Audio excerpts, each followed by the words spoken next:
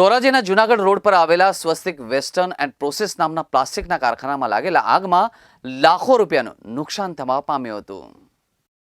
Short સર્કિટના કારણે આગ લાગી ગઈ હોય તેવું પ્લાસ્ટિક માલિકે જણાવ્યું હતું અને અંદાજે 15 થી 17 લાખ રૂપિયાનું નુકસાનનું અનુમાન છે. પ્લાસ્ટિક એસોસિએશનના પ્રમુખે નગરપાલિકાના ફાયર સ્ટાફ પર બેદરકારીના લગાવ્યા ગંભીર આક્ષેપો. વહેલી સવારે આગ લાગ્યા બાદ નગરપાલિકાનું ફાયર સ્ટેશન પરથી ફોન પર ઘણી વખત જાણ કરવાનો પ્રયાસ કરવામાં આવ્યો હતો, પણ નગરપાલિકાનો ઇમરજન્સી ફોન રિસીવ ન થતા નગરપાલિકાએ રૂબરૂ જઈને જાણ કરવાની ફરજ પડી હતી. જો સમયસર ફોન લાગી ગયો હોય અને ફોન ઉપાડી લીધો હોય તો થોડુંક નુકસાન થતાં બચાવી શક્યું હોય તેવો પ્લાસ્ટિક કારખાનદારનો આક્ષેપ છે.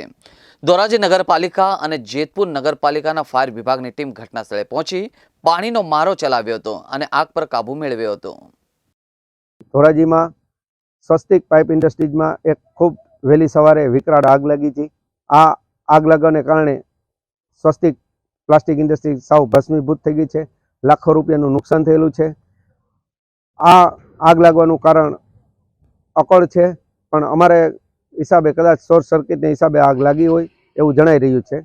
અને બીજી એક ખાસ વાત કે ધોરાજીના નગરપાલિકાને અમે ખૂબ ફોન કર્યા વહેલી સવારે, પરંતુ કોઈ ફોન ઉપડ્યા નહીં. અમારે રૂબરૂ જઈ અને એના કર્મચારીને ઉઠાડી અને અમારે લઈ આવવા પડ્યા. આ એક બહુ ગંભીર બાબત છે. આની હોદ્દેદારો અને સત્તાધીશો ખાસ નોંધ લે.